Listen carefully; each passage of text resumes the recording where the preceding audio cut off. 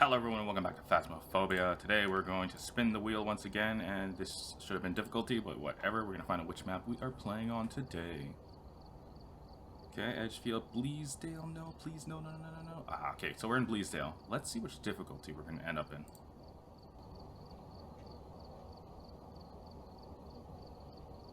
Hopefully no evidence. Hopefully I just want a chill run right now, and we... Oh, perfect. Amateur, perfect.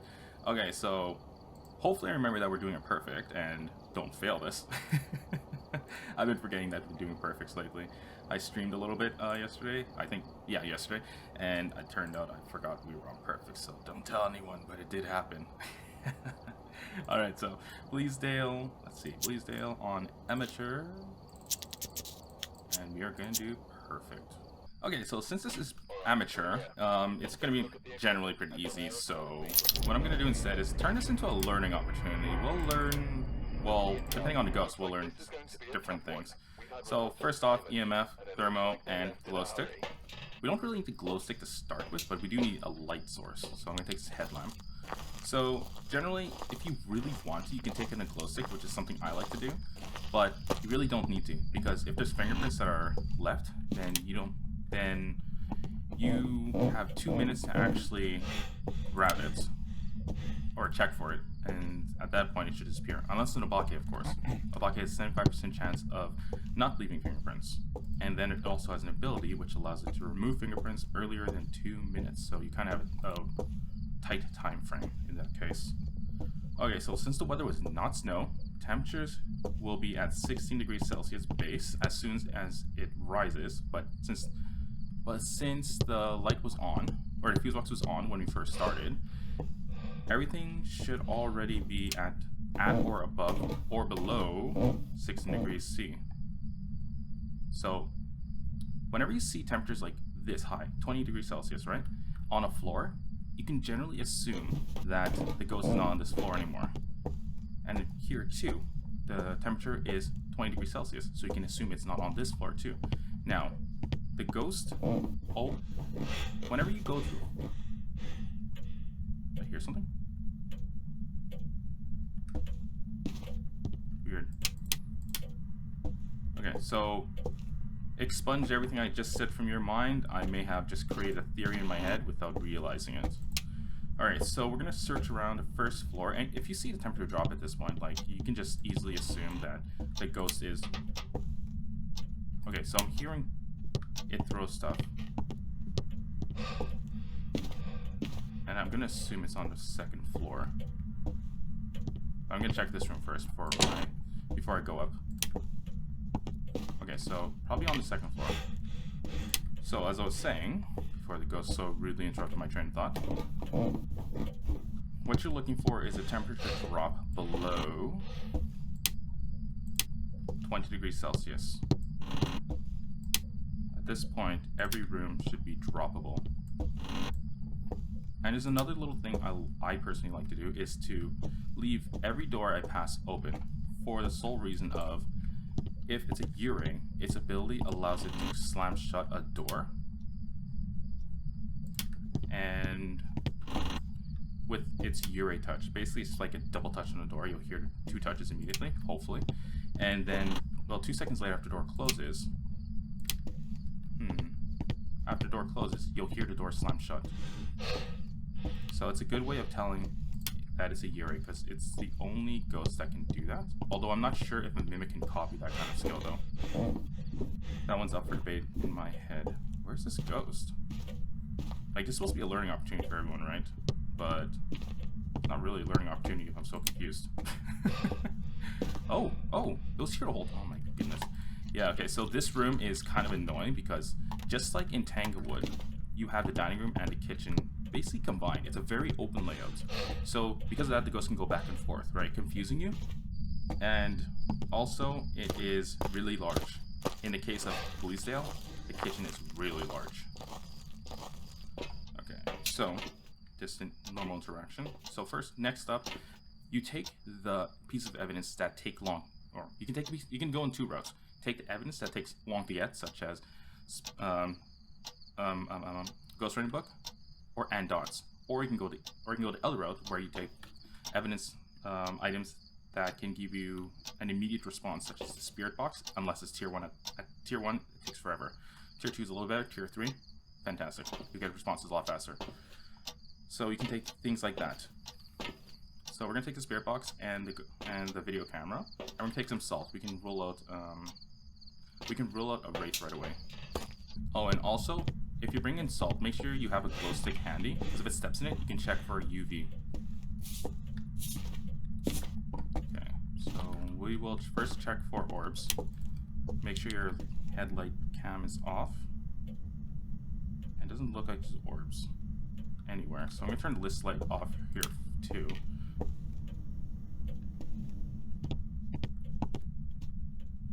Yeah, so you touched something over there. Sounded like a plate. And we got EMF. Let's see if it's EMF 5. Definitely is here. EMF 5, there we go. Fantastic. And Ghost Orb will leave us with Raijin Obake, but we saw no Ghost Orb, so that means it might not be a Raijin Obake. Oh, and we got footprints too. Fantastic. Look at that. So Ghost Orb. Okay, it could be an Obake still. So what we're gonna do is we're gonna do Spirit Box. When it comes to tier 3 Spirit Box, I do it about 6 to 9 times. Because after 9 times, I generally get the response by the 9th time. So I think we're on 5, 6, 7, 8, 9. Alright, so I can roll. At this point, I rule out Spirit Box because by 9th time you should have it. Now the reason why a glow stick is great here is because if you throw a glow stick down and it goes, hello? Oh, it's like here somewhere. If you throw a glow stick down and the ghost walks in the salt with it activated, then you can easily see that there's footprints around, which is amazing. Alright, so we're gonna check if the temperature's gone down far enough. No, definitely not. Okay, we don't have to check for EMF anymore because we got it. And I'm gonna double check one more time for orbs because sometimes, the ghost orb doesn't immediately appear. And that could just be it clipping out of bounds. Eh? Aw, man. Okay, so when you see an airball like that, you can automatically rule out the Oni, which is ruled out right now, but yeah. You can rule it Oni whenever you see an airball. It's basically the most common way of determining. It happens so often that it's become common to know if you see an airball, oh, not an Oni. Okay, so definitely no ghost orb because we saw nothing. No spirit box because we didn't get it. Oh, one other thing you try. If you check off spirit box, like a third piece of evidence, and nothing appears, instantly strike it out because you're not going to get it. So you see, we can still get these 4, but we saw no ghost orb, so we can safely rule it out for now. Like, it could clip in, it could appear later on. This is a strange piece of evidence. So next up, what we can do, because we have to wait for freezing temps for the Jinn, is put down dots and ghost writing. And because our sanity is still at 80%, and these ghosts cannot hunt until 50%, we can safely leave these crucifixes here. So we're gonna take 2 dots and a ghost writing book. And from what I can tell, it shut off the fuse box. So we gotta head upstairs. Okay, so it did shut it off. Now the one thing to remember when you're up in the attic with the fuse box is that the area is huge. Okay, so you can get easily lost if you don't have a light source. Fuse box is always on the right side, so just always head in this direction, and you should see it. There it is. Unlike Edgefield, it doesn't glow in the dark. So, sorry to break that to you guys. Oh my god, see, I forgot it was a perfect run just now. Okay, so repel the ghost, get a firelight. Okay. Oh my god, goldfish brain, I tell ya. Touch the door. Slinks. Got EMF, doesn't matter.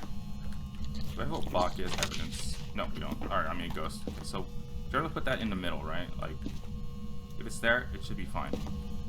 These, I tend to put them as close as possible so that these dots here touch, right? So, because it can run through here, and it can run through here, and it'll be able to say clear as day. There will be like no breaks in its sighting, especially if you're trying to take a picture, right? Because if it gets out of dots, and you try to take a picture, well, you're missing that picture. Alright, so let's check freezing. Wow, it is going down so slow. Now, this is why I play custom. I want to say it again, because I'm going to say it forever. This is why I play custom, with favorite rooms always off. Or changing favorite rooms always off. And whether snow. No, wait. Yeah. Ignore the favorite room part. That actually wasn't the point of me looking at the thermometer. I always play with snow weather, because it always starts at 5, and it goes straight down if it's going to be freezing. Because if you start in any other weather type, as far as I know, they all have to go up, or they all start at 16C, and then you're stuck waiting like 10-15 minutes. I think that's how long it takes for it to get down to freezing. Or even close to 0. It's super annoying. It really lengthens the runtime. Okay, so we can't do anything until freezing definitely appears. We're instead going to drop some salt, and let's see, take a camera with us so we can get an interaction photo. And the one thing that you must always remember when you're going for perfect run, it's not just objectives you need to remember. It is not just the photos you need to remember. It is also the bone. The bone is the easiest thing to forget because it's like a tiny piece that is not memorable at all.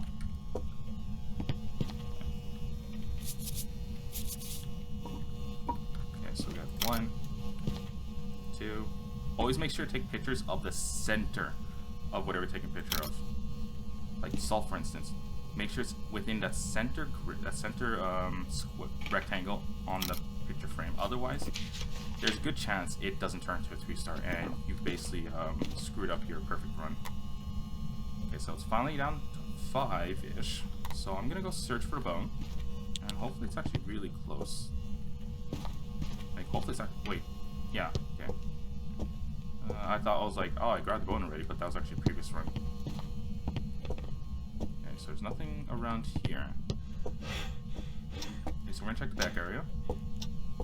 Be very careful when you're looking for the bone. It can actually be in like very annoying places. Like, I've never seen it under like something like this, but I've heard that it does happen. So take that with a grain of salt because it might not be true, but it's just something to keep in mind. And look at that, we found the bone so easily.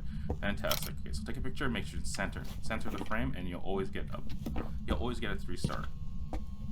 Another tip for there's definitely no dots. Definitely. Okay, this thing's super duper quiet. Okay, so as I was saying, another tip for pictures is that if I think like 80-75% of the picture is under something, like let's say this salt ended up like this portion here, went under the rug, you will not get a 3-star photo. It's super annoying, and they are, as far as I know, going to implement a system where you can delete photos from your album, which is going to make it so that you can always get a perfect run. Like say you F up taking a picture of a ghost, like it blinks so it disappears when you take a picture, then you can delete that and then try again. Or if like one of your pictures goes under a rug and you take a picture and it's like a 2 or 1 star, you can delete that and, well, take a picture and take a picture again. So looks like it definitely no ghost ring. It would definitely want that ghost ring right now. It might be a Goryo or a Jinn. It has. Oh, it turned off the breaker. It has to be a freaking annoying Goryo. Oh my god, seriously. Okay. Another thing to remember is Goryos are one of the most annoying ghosts ever. You can only see them through a camera like this, and you cannot be in the room. So as long. Okay, now you're active. Okay, are you really a shade? Jeez. Okay, so what you're looking for here, when it comes to Goryo, is Goryo's dot evidence is tied to its ability. So because it can only go in dot form when it uses ability, that's the only time you see it. But the caveat with that is you have to look at it through a video camera. You cannot use your eyes. So if you ever see a oh god, I thought that sounded like writing for a second. If you ever see a ghost go through dots, instantly rule it a Goryo, because Goryo can only be seen with a video camera. So that's just an easy way of remembering. There's also the fact that if a ghost ever changes rooms, it cannot be a Goryo, because one of the traits of the Goryo is that it can never change ghost rooms. And another unofficial trait is that the Goryo is the most annoying ghost because sometimes it takes forever for you to ever see its freaking dots. As you can see right now, oh god, this could literally take forever. So Jinn, when it comes to Jinn, I think I already said this, but I'm going to repeat it because I can't remember if I told you guys. If the breaker is ever turned off at any point in the contract, roll a Jinn, because Jinns do not have the ability to ever turn off the breaker. They can play with the breaker with their ability, but that's it. And when they when they do something to the breaker, they leave an EMF 2 at the breaker, and it also drops your sanity no matter where you are in the map. There it is. It popped up over there. It did not appear with my looking through my eyeballs, so we can safely assume it is Goryo. Boom, Goryo. And if you're not familiar with Bleasdale, there are exit doors all around the map. So you don't always have to go through the lobby, the foyer section. Alright, so we got one of the most annoying ghosts, and it actually appeared in the video camera for once. Like, this has literally never happened to me. I've always had to go in here and look through the monitor in order to see the Goryo. So, hurrah, I guess. Oh my god. Goldfish moment. I literally forgot about my objectives. Jeez. Oh my god. I almost screwed this up. Okay, so when it's firelight, take a single candle. Take a single candle if you know it's not an Onryo, or if you're not testing for an Onryo, right? Because you don't want it to like blow you don't want to blow 3 fire sources and then start hunting on you, which is its ability. So we don't have to worry about it with this this ghost. So repel with instance while chasing somebody. So that one's gonna be pretty easy. All we need to do for that is start a hunt. So we just need to figure out what the cursed object is.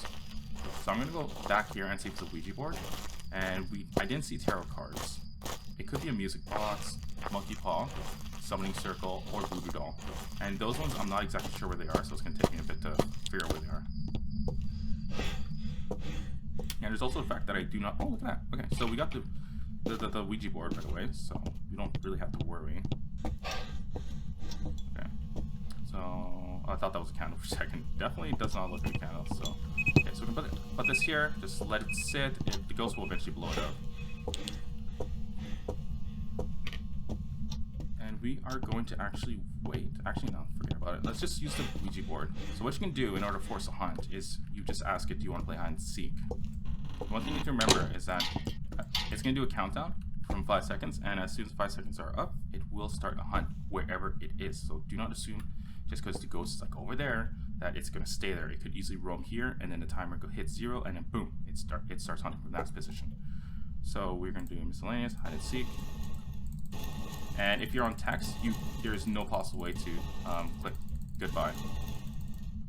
But you will throw the board, and from here, we can just call it over with our hello.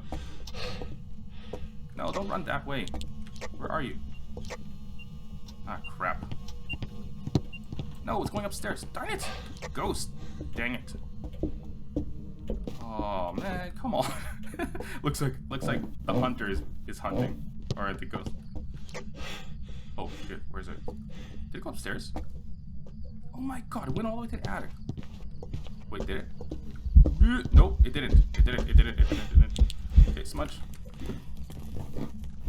Oh, wait. Look at that. Okay, we got luck. No! Oh, how could it not have been chasing me? It looked right at my face and was running towards me. Okay, so sometimes this happens where the ghost, no matter what you do, you don't get the piece of evidence, or you don't get the objective. Super annoying that we didn't actually get this, but we're gonna go back inside. I'm literally gonna hang out in a locker. No, not a locker. I'm gonna hang out in this room behind a box hiding spot, and hopefully the ghost starts hunting soon. Hopefully it's on amateur, so sanity drain is gonna be so annoyingly slow.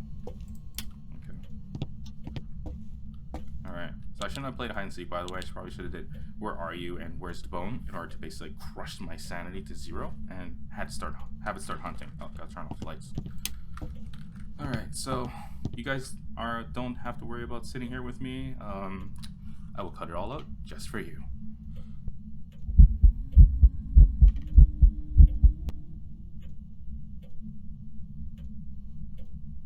Okay, what you guys seen was just an event, okay?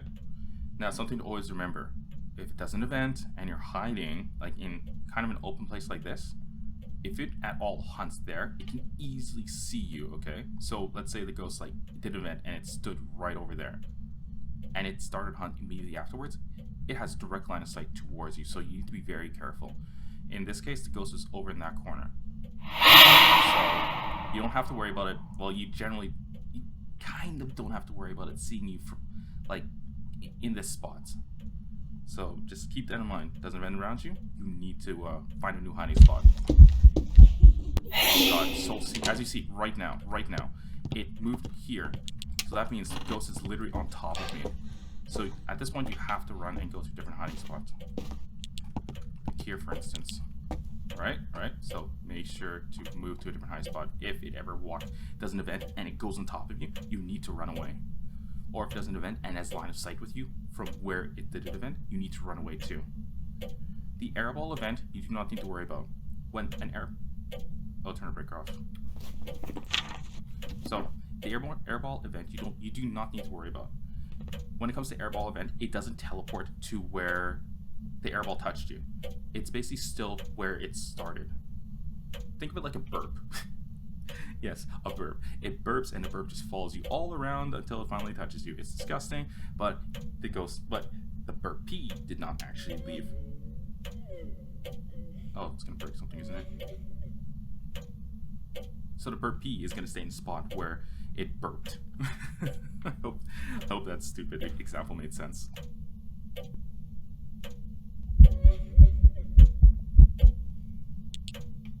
Oh my god, are you serious? Like, this ghost is doing its damnedest to, like, try and kill me with events. Okay, here we go, on time. Right.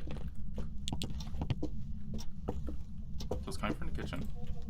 So all we need to do is for it to see us, and then from there, we can smudge it, run back to our hiding spot, and then we'll be fine now. As you see. As long as it's looking at you, well, generally, as long as it looks at you and is actively running towards you, you can assume it's tracking you, and repelling it will get you your objective. Although on the second floor it didn't work for some reason. I don't know. Maybe I broke line of sight when I smudged, and it just lost track of me, right? And I broke line of sight and it stopped chasing me at that point. Oh, it's done. So maybe that was the case. It was a little quick to break line of sight though, so that's why I found it strange.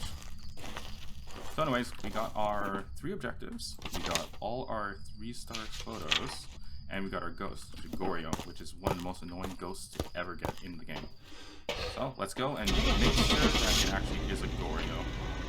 And it's a Goryo, and we got our perfect investigation bonus, got our rewards, we got our dailies. Oh, interesting. Get $50 photo rewards. Basically, the daily is just get $50 photo reward, which just basically means make sure your photos tally up to $50. You can do it over the course of multiple runs, but if you can do it in one run, like I did, it's a lot faster. And Discover the Ghost type is basically a giveaway daily task.